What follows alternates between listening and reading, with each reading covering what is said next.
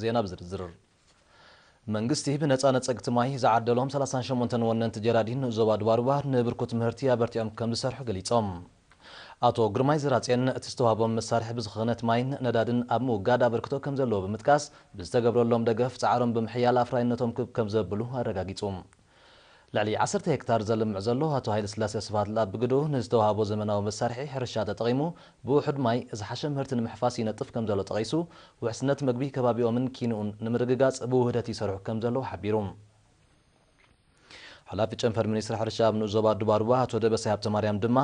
ኣብትኑ ዞባ 743 አልማዕተ ጀራዲን ከም ዘለዎ ብምጥቃስ ምሩጽ ስርናይ ንዝዘርኡን ንኻልኦት ዝወፀ መምዘኒታትን ዘማልኡን 38 ሓረስቶት ዘመናዊ ነጸግቲ ማይ ሻምብቆታት ከም ተዓደለ ብርዩ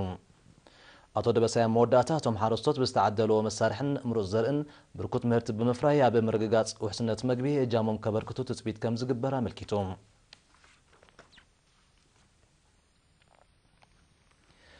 ናይ ሕግ ተኣረምቲ ኣፍረይቲ ዜጋታት ንምግባሮም ሓያል ጻዕሪ ይካየድ ከም ዘሎ ሓላፊ ምምሕዳር እስራት አገልግሎት ምእራምን ተሃድሶን ኤርትራ ለተናት ኮሎኔል ወልደዝገ ዕቁባ ስላሴ ኣብ ዞባ ዓንሰባ ብናይ ሕግ ተኣረምቲ ንዝተዳለዋ መጽሓፍትን ምምራቕ ኣብ ዝተኻየደ ስነ ስርዓት ገሊጹ አገልግሎት ምእራምን ተሃድሶን ኤርትራ ናይ ሕግ ተኣረምቲ ዕቁር አቅምታቶም ክብከብሉን ኣብ ጥቕሚ ሓፋሽ ከውዕሉን ምእንቲ ዝተፈላለዩ ናይ ተሃድሶ ዕድላትን ባይታን እናጣጥሒ ይነጥፍ ከም ዘሎ ብምጥቃስ እዘን መመረቕታ ዝበቕዓ ብመምህር ናስር ኣኑር ዝተዳለዋ መጽሓፍቲ ናይ ዝኣብነት ከም ዝኾነ ሓቢሩ حلافي ممحدار مأكل مقرامن تهدسون ዞባ ዓንሰባ ካፕቴን ዕቁባይ ገብረ እግዚአብሔር በወገኑ ንናይ ሕግ ተኣረምቲ ተፈጢሩ ዘሎ ዕድላት አመልኪቱ ኣብ ዝሃቦ ቃል ኣብ ትሕቲ ጽላል ሕግ ኮይኖም ምዱብ አካዳሚያዊ ትምህርትን ሞያዊ ስልጠናን ይረኽቡ ምህላዎም ብምልካት ንዝተኸፍተሎም ርሒብ ዕድላት ብግቡእ ይጥቀምሉ ከም ዘለዎ አብርዩ ኣብቲ ዕለት ዝተመረቓ ክልተ መጽሓፍቲ ሃርሞኒ ዘርእስታ 2000 ቃላት እተጠቓልል መዝገበ ቃላት ትግርኛ ትግራይ ዓረብን እንግሊዝን ከምኡውን አምፕል ዘርእስታ 550 ቅማለታት ማለት ፎርሙላታት ቁጽሪ ዝሓቐፈት ኮይነን ንተማሃሮ ኣብ ትርጉምን ግድላት ቁጽሪ ንምፍታሕን ዝሕግዛ ምዃነን ኣዳላዊን ሕግ ተኣራሚ መምህር ናስር ኣኑር ከሊፋ ገሊጹ ኣብቲ ዕለት ናይ ሕግ ተኣረምቲ ካብ ጌጋታቶም ተኣሪሞም ናብ ሰናይ ተግባራት ዘምርሕሉ ኩነታት ዘነጽሩ ግጥምታትን ደርፍታትን ከቐርቡ እንከለዉ ንመሻርክቲ ትካላትን ውልቀ ሰባትን ወረቐት ምስክር ተቐቢሎም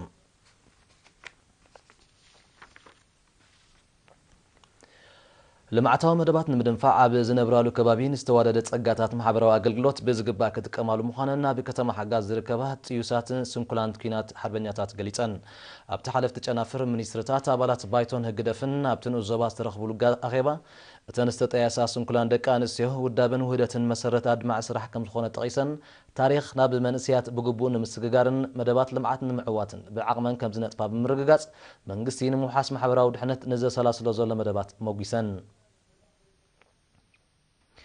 حلافي حزبه جنبار ديمقراطية فتحنا بنو زوبا حجاز كولونيل جابر أحمد أبي حزس معقل ولدي ندقوم تاريخهم من كبرتات حفرة الصومن بزجبا كورسومن أبتمرتي كنفعو كتبابعومن أزخخيرون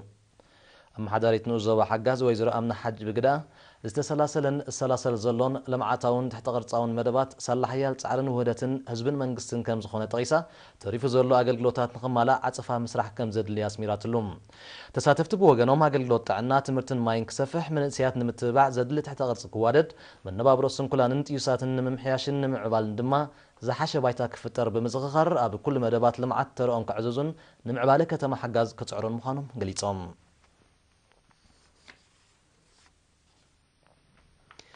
أب نوزبا مولكي نقحات حبرتسب أب مكلخال تمحلالفت حمامات بحفشة عصود ما بفلاي كم نمبال حيال تعريه كايدو كم زلو أب جنفر منسترت عنا زبا قاش باركة حلافي قوس قواسن حبريتان أتو سلطان سعيد مسنبرتي أبز تخايد ركب قليتهم